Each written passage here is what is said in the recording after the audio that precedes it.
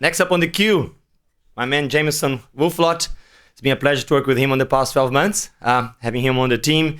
Jamieson has a great experience in gold exploration and open pit mine geology. He worked for 18 months in exploration at Norseman in Southern Goldfields and 2 years at Ravensthorpe Nickel laterite mine. Has been with Datamine for over 2 years and specialises in Studio RM, Studio Mapper, and a few other things I would say. It's a pleasure to have him on the team and having him here to deliver this presentation to you guys. Jamieson, go for it, mate. Yes. Good morning, everybody. I'm Jamieson, a geology consultant at Datamine, and I normally work with Studio RM, Ore Controller, and the topic of my presentation today, Studio Mapper. It's great to see everybody today. Some of you I know by name from support, others I've met before. And so, yeah, I'll be covering some of the exciting to me anyway, recent developments to Studio Mapper. Some of you may know Mapper already. For others, I'll introduce it by way of just addressing the problem that Mapper attempts to solve. We generate vast amounts of data in our mining activities. And when we've got multiple vendors across our workflow, I think Anthony kind of addressed it. We've got this cycle of digitizing, exporting, converting, and importing, sleep and repeat. Paper, face, and level maps are part of that. And so with Studio Mapper, and that's where Studio Mapper comes in. So it's part of our geology portfolio. It's based on the Studio platform. In this application, it's designed for ease of use on Windows-based tablets for data capture in the field. Typically, you'll be using it on a ruggedized tablet, but it can also be used on desktops. And so it enables you to digitally capture geological contacts, different lithologies, mineralization, sampling, any other attributes you care to know about, directly onto imagery on the tablet, georeference that into real-world coordinates. And so the outputs would normally be some mapped strings, which can then be exported to a package like Studio Geo for modeling and exporting your sampling information directly to a database. And Mine Trust is an exciting development in that regard as well, which I'll talk a little bit more about later in the presentation. And so another dimension beyond just the face. We've introduced a 3D wireframe map type. As you can see in the video here, you can now import a textured mesh as a variety of formats. We're agnostic in that regard, so it could be an OBJ file, a PLY file, and you can display that and map your strings and sampling information directly onto that. And so with that 3D imagery, you've got more texture, more information available to you. You can infer more detail. It allows for better downstream validation of the mapping. With paper, you're relying on a person's interpretation of what they saw at the time. But with this 3D wireframe map, you can see exactly what they were going off. Mapper will give you an accurate area for the different features that you've mapped. And so you can get more accurate weighted face grades as well.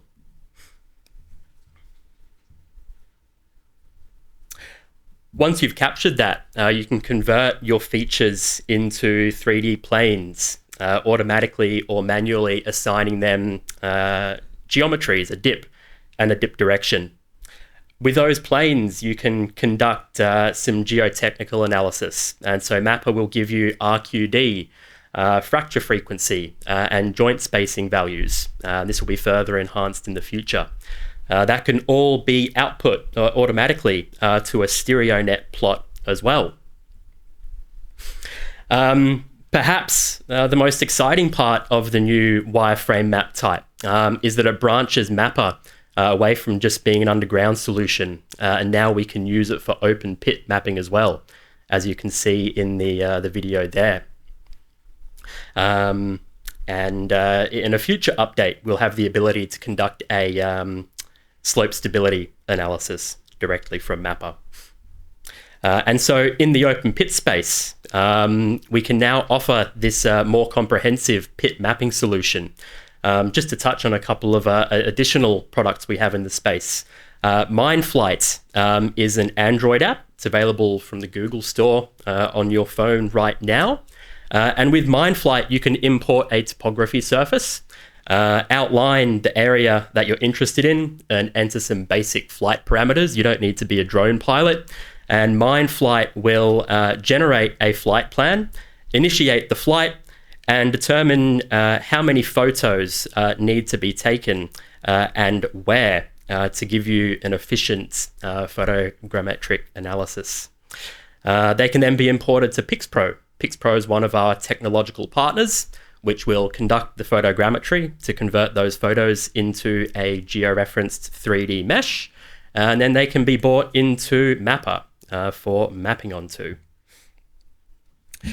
And so you can now level up with level maps in Studio Mapper. You can create back maps for an entire level. So you can import those strings and some survey stations.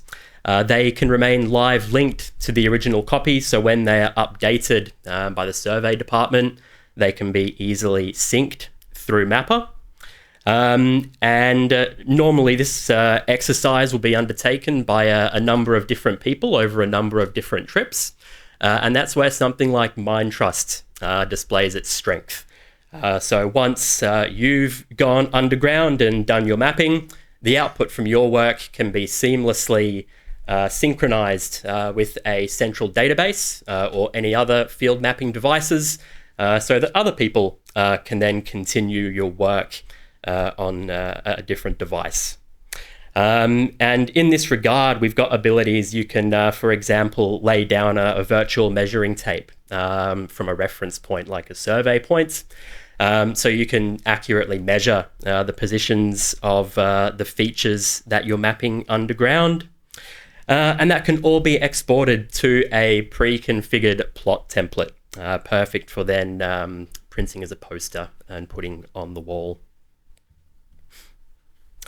Now, a new partnership. Anthony told you a little bit about Mine Vision Systems. Unfortunately, they couldn't be here this morning, but I can tell you a little bit about what, their product, face capture mapping. And so their technology consists of a portable staff-mounted SLAM LiDAR unit, similar, I believe, to the kind of LiDAR that is used in autonomous vehicles. It includes a high-resolution camera and a powerful light source. It's connected to I can show you in the picture here. You can see this gentleman's wearing a GPU on his back, and it's connected to a Windows-based tablet. And so in a matter of minutes, you can make a point cloud scan of any particular section of development. Areas of interest can be oversampled and a photo taken and draped to create a high detail mesh, which can then be imported into Mapper. And so hopefully they'll be here this afternoon and they can tell you a little bit more about it themselves. Studio Mapper is one of our first products to be Minetrust enabled. Anthony told you more about Minetrust, but in this specific application, it means that as soon as you regain the network, once you come back up, your data will be automatically synced.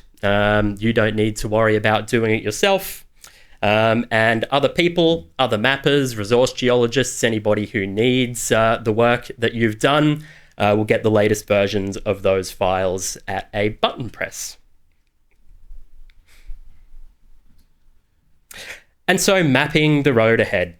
The next couple of versions will see some additional Minetrust enhancements, closer integration with Mine Vision Systems face capture, so that can all be strung together into a seamless workflow. We'll have native photogrammetry built into Mapper, so you can import your pictures and Mapper will make the mesh for you. Additional geotechnical analysis capabilities, so slope stability analysis. And further down the track, we hope to see automatic feature detection as well using computer vision. And so that's what's new in Mapper and what's coming up. Thank you, everybody.